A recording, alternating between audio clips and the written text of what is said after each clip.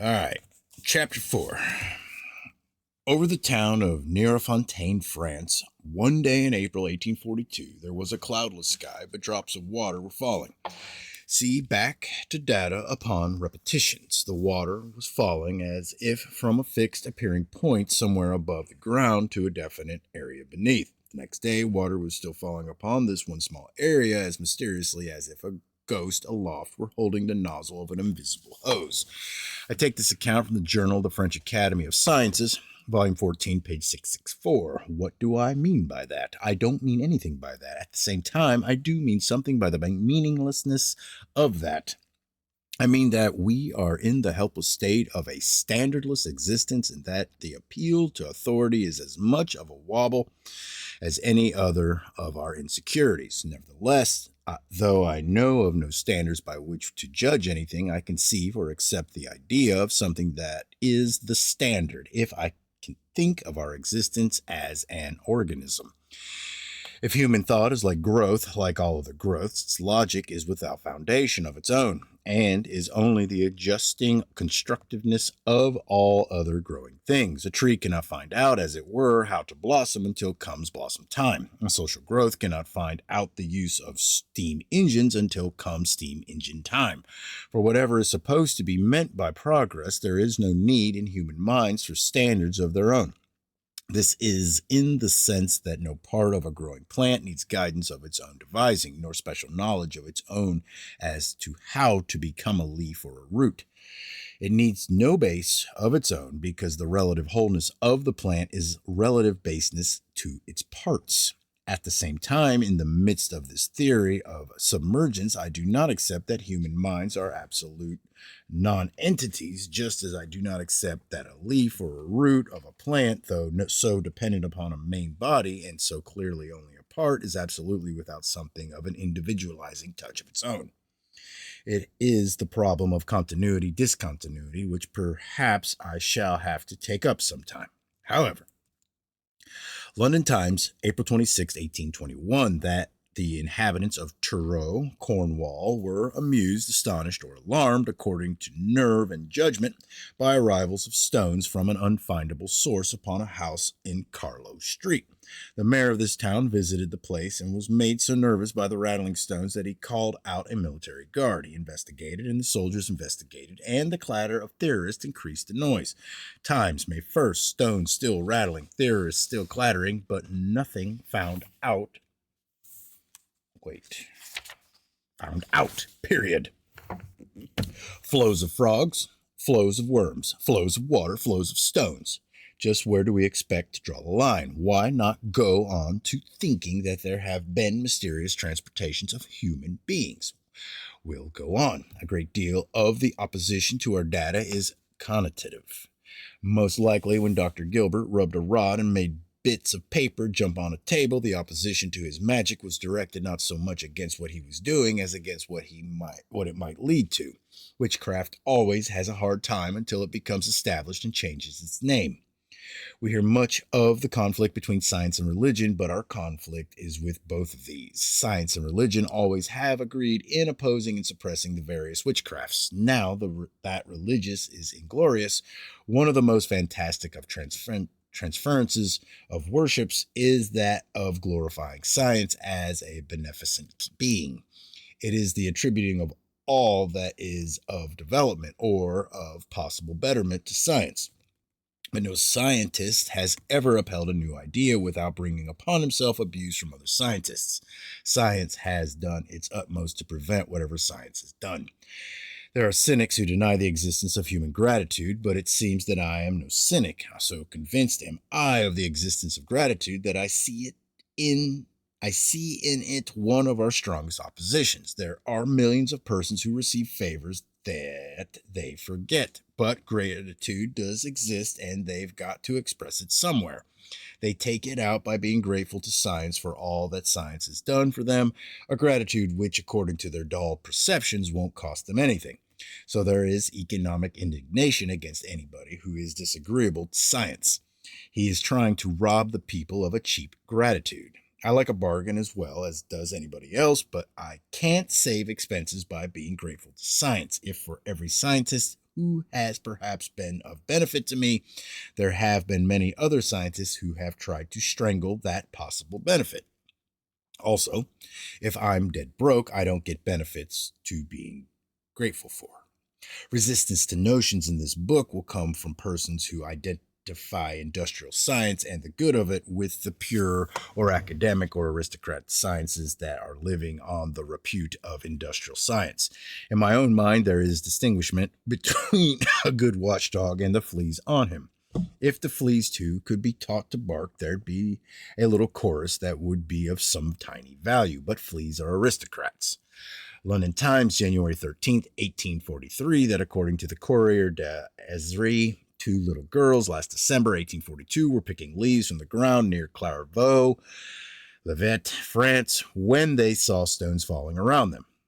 The stones fell with uncanny slowness. The children ran to their homes and told the phenomenon and returned with their parents. Again, stones fell, and with the same uncanny slowness. It is said that relatively to these falls, the children were attractive agents. There was another phenomenon, an upward current into which the children were dragged, as if into a vortex. We might have had data of mysterious disappearances of children, but the parents who were unaffected by the current pulled them back. In the Toronto Globe, September 9th, 1880, a correspondent writes that he had heard reports of the most improbable occurrences upon a farm near the township of Wesley, Ontario. He went to the place to interview the farmer, Mr. Manser. As he approached the farmhouse, he saw that all the windows were boarded up. He learned that about the end of July, windows had begun to break, though no missiles had been seen. The explanation by the incredulous was that the old house was settling. It was a good explanation, except for what it overlooked. To have any opinion, one must overlook something. The disregard was that quite as authentic as the stories of breaking windows were stories of falls of water in the rooms having passed through walls showing no trace of such passage. It is said that the water had fallen in such volumes from appearing points in rooms that the furniture of the house had been moved to a shed. In all records, openness of phenomena is notable. The story is that showers fell in rooms when the farmhouse was crowded with people. For more details, see the Halifax Citizen, September 13th. I omit about 60 instances of seeming teleportations of stones and water of which I have records. Numerousness hasn't any meaning as a standard to judge by. The simplest cases of seeming teleportations are flows of stones into open fields doing no damage, not especially annoying anybody, and in places where there were no means of concealment for mischievous or malicious persons. There is a story of this kind in New York Sun, June 22nd, 1884. June 16th, a farmer near Trenton, New Jersey. Two young men, George and Albert Stanford, hoeing in a field, stones falling. There was no building anywhere near, and there was not even a fence behind which anybody could hide. The next day, stones fell again. The young men dropped their hoes and ran to Trenton, where they told of their experiences. They returned with 40 or 50 amateur detectives who spread out and tried to observe something, and more philosophically sat down and arrived at conclusions without observing anything. Crowds came to the cornfield. In the presence of crowds, stones continued to fall from a point overhead. Nothing more was found out. A pig and his swill, or science and data, or that the way of a brain is only the way of a belly. We can call the process that occurs in them either assimilative or digestive. The mind worshipper might as well take guts for his god. For many strange occurrences, there are conventional explanations. In the mind of the conventionalist, reported phenomena assimilate with conventional explanations. There must be disregards. The mind must reject some data. This process, too, is both elementary and mental. The conventional explanation of mysterious flows of stones is that they are peggings by neighbors. I have given data as I have found them. Maybe they are indigestible. The conventional explanation of mysterious flows of water is that they are extradations from insects. If so, there must sometimes be torrential bugs. New York Sun, October 30th, 1892, that the day after in Oklahoma, where for weeks there had been a drought, water was falling upon a large cottonwood tree near Stillwater. A conventionalist visited this tree. He found insects. In Insect Life 5-204, it is said that the Stillwater mystery had been solved. Dr. Neal director of Agriculture Experimental Station at Stillwater, had gone to the tree and had captured some of the insects that were causing the precipitation. They were Prochyna undata, Fab. And how am I going to prove that this was a senseless or brutal or any way mechanical assimilation? We don't have proofs, we have expressions. Our expression is that this precipitation in Oklahoma was only one of perhaps many. We find 3 other recorded instances at this time, and if they be not attributable to exudations from insects, but will not prove anything. There is a theorem that Euclid never attempted, that is to take QED as a proposition. In Science 24-94, Mr. H. Chaplin of Ohio University writes that in the town of Akron, Ohio, about a while water was falling upon a tree in Oklahoma. What? About wild water. Oh, okay. Let me reread that. In Science 2194, Mr. H. Chaplin of Ohio University writes that in a town of Akron, Ohio, about wild water was falling upon a tree in Oklahoma. There had been a continuous fall of water during a succession of clear days. Members of the faculty of Ohio University had investigated but had been unable to solve the problem. There was a definite and persisting apparent point from which to a small area near a brickyard water was falling. Mr. Chaplin, who had probably never heard of a similar occurrence far from damp places, thought the vapors from this brickyard were rising and condensing and falling back.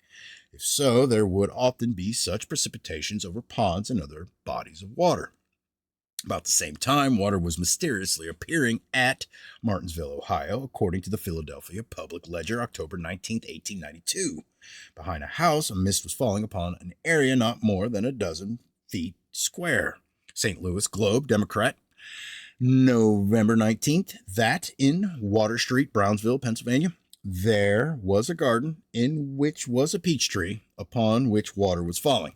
As to the insect explanation, we note the statement that the water seemed to fall from some height above the tree and cover an area about 14 feet square. For all I know, some trees may have occult powers. Perhaps some especially gifted trees have power to transport water from far away in times of need. I noted the drought in Oklahoma, and then I looked up conditions in Ohio and Pennsylvania. Rainfall was below normal. In Ohio, according to the monthly weather review of November, there was a drought. A watery manna came to chosen trees. There is no sense in trying to prove anything if all things are continuous, so that there isn't anything except the inclusive of all, which may be something. But aesthetically, if not scientifically, there may be value in expressions and will have variations of our theme. There were, in places far apart, simultaneous flows of water from stationary appearing points in and around Charleston, South Carolina, in the period of the long series of earthquake shocks there. Later, I shall touch more upon an idea that will be an organic interpretation of falls of water in places that have been desolated by catastrophes. About the middle of September 1886, falling water from a cloudless sky, never falling outside a spot 20 feet wide, was reported from Dawson, Georgia. The shower was not intermittent. Of course, the frequently mentioned circumstance of the cloudless sky has no significance. Water falling all the way from the sky, even at times the slightest breezes, cannot be thought of as localizing strictly upon an area a few yards in diameter. We think of appearing points a short distance above the ground. Then showers upon a space 10 feet square were reported from Atkins, South Carolina. There were similar falls of water at Cheraw, South Carolina. For particulars, see the Charleston News and Courier, October 8th, 21st, 25th, and 26th. For an account of falls of water from a cloudless sky, strictly to one point in Charlotte, North Carolina, according to investigations by a meteorologist, see the Monthly Weather Review, October 1886, in the New York Sun, October 24th. It is said that for 14 days, water had been falling from a cloudless sky to a point in Chesterfield County, South Carolina, falling so heavily that streams of it had gushed from roof pipes. Then came news that water was falling from a point in Charleston. Several days before, in the News and Courier had been published the insect explanation of falls of water. In the News and Courier, November 5th, a reporter tells that he had visited the place in Charleston where it was said that the water was falling and that he had seen a fall of water. He had climbed a tree to investigate. He had seen insects. But there are limits to what can be attributed except by the most desperate explainers to insects. In the Monthly Weather Review, August 1886, it is said that in Charleston, September 4th, 3 showers of hot stones had been reported. An examination of some of these stones shortly after they had fallen forced the conviction that the public was being made the victim of a practical joke. How an examination of stones could demonstrate whether they had been slung humorously or not is more than whatever brains I have can make out. Upon September 4th, Charleston was desolated. The great earthquake had occurred upon August 31st, and continuing shocks were terrorizing the people. Still, I'd go far from my impressions of what we call existence if I'd think that terror or anything else was ever homogeneous at Charleston or anywhere else. Battles and shipwrecks, and especially diseases, are materials for humorists, and the fun of funerals never will be exhausted. I don't argue that in the midst of desolation and woe at Charleston there were no jokers. I tell a story as I found it recorded in the Charleston News and Courier, September 6th, and mention my own conclusion, which is that whatever jocular survivors of the catastrophe may have been cutting up capers, they were not concerned in this series of occurrences. At 2:30 o'clock morning of September 4th, stones which were found to be warm fell near the News and Courier building, some of them bounding into the press room. 5 hours later, when there was no darkness to hide mischievous survivors, more stones fell. It was a strictly localized repetition, as if one persisting current of force. At 1:30 o'clock in the afternoon, again stones fell, and these were seen coming straight down from a point overhead. If any conviction was forced, it was forced in the same old way as that in which for ages convictions have been forced, and that is by forcing agreements with prior convictions. Other details were published in the Richmond Whig. It was told that the stones, which were flint pebbles ranging from the size of a grape to the size of a hen's egg, had fallen upon an area of 75 square feet, and that about a gallon of them had been picked up. In a descriptive narrative of the earthquake of August 31st, 1886, Carl McKinley, an editor of the News and Courier, tells of 2 of these showers of stones, which, according to him, undoubtedly fell. The localized repetitions of showers of stones are so much like the localized repetitions of showers of water that one inclusive explanation or expression is called for. Insects did them, or the fishmonger of Worcester had moved to South Carolina. A complication has been developing. Little frogs fell upon Mr. Stoker and his horses, but we had no reason to think that either Mr. Stoker or his horses had anything to do with bringing about the precipitation. But the children of Clairvaux did seem to have something to do with the showers of stones, and trees did seem to have something to do with the precipitations of water. Rand Daily Mail, May 29, 1922, that Mr. D. Neves, living near Rudeport, employed as a chemist in Johannesburg, having for several months endured showers of stones, had finally reported to the police. 5 constables, having been sent to the place after dark, had hardly taken positions around the house when a stone crashed on the roof. Phenomena were thought to associate with the housemaid, a Hottentot girl. She was sent into the garden, and stones fell vertically around her. This is said to have been one of the most mysterious of the circumstances. Stones fell vertically so that there was no tracing of them to an origin. Mr. Neves' home was an isolated building except for outhouses. These outhouses were searched, but nothing to suspect was found. The stones continued to fall from an unknown source. Police Inspector Cummings took charge. He ordered all members of the family, servants, and newspaper men to remain in the house for a while, so everybody was under inspection.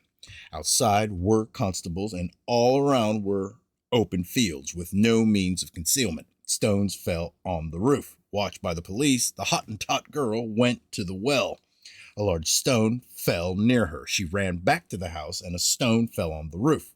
It is said that everything that could be done was done and that the cordon of police was complete. More stones fell. Convinced that in some way the girl was implicated, the inspector tied her hands. A stone fell on the roof. And everything was explained. A civilian concealed in one of the outhouses had been caught throwing a stone. If so, whoever wrote this account did not mention the name of the culprit, and it is not said that the police made any trouble for him for having made them work. Then everything was explained again. It was said that the girl, Sarah, had been taken to the police station where she had confessed. It is understood that Sarah admits being a party to all the stone throwing and has implicated 2 other children and a grown native. So ends the Roadport ghost story, shorn of all its alleged supernatural trappings. Though usually we do not think piously of the police, their stations are confessionals. But they're confessionals more in a scientific than in a religious sense. When a confessor holds a club over a conscience, he can bully statements with the success of any scientist who slugs data with a theory. There is much brutality in police stations and in laboratories, but I can't say that we're trying to reform anything. And if there never has been a Newton or a Darwin or an Einstein or a Moses or a Christ or a St. Augustine who has practiced other than the 3rd degree upon circumstances, I fear me that sometimes we are not innocent of 1 or 2 degrees ourselves. However, the story reads more as if the girl had been taken to a barbershop. Her story was shorn. We read, it was clipped bald of all details, such as the cordon of police, search of the outhouses, and the taking of precautions such as will not fit in with this yarn of the trickery kids. In this book, we shall note much shearing. The writer in the Monthly Weather Review is not the only clipper who forces a conviction when he can. There was a case in another part of South Africa not long before the bombardments at Roodeport began. In the Klerksdorp record, November 18, 1921, it is said that for several weeks there had been mysterious stone-throwing invisible agencies at the houses of Mr. Gibbon Joseph and Mr. H.J. Menard in North Street. A detective was put upon the case. He was a logician. It was a ghost story, or it was a case of malicious mischief. He could not pinch a ghost, so he accused 2 Negroes and arrested them. The Negroes were tried upon testimony given by 2 boys of their race. The boys contradicted each other, and it was brought out that they were lying. They admitted that the local detective had promised them 5 shillings to substantiate his syllogisms. In the Journal of Society for Psychical Research, 12-260, is published a letter from Mr. W.G. Grothendieck telling that about 1 o'clock one morning in September 1903 at Dorset, Sumatra, he was awakened by hearing something fall on the floor of his room. Sounds of falling objects went on. He found that little black stones were falling with uncanny slowness from the ceiling or the roof, which was made of large overlapping dried leaves. Mr. Grothendieck writes that these stones were appearing near the inside of the roof, not puncturing the material, if through this material they were passing. He tried to catch them at the appearing point, but though they moved with extraordinary slowness, they evaded him. There was a coolie boy asleep in the house at the time. The boy certainly did not do it, because at the time that I bent over him while he was sleeping on the floor, there fell a couple of stones.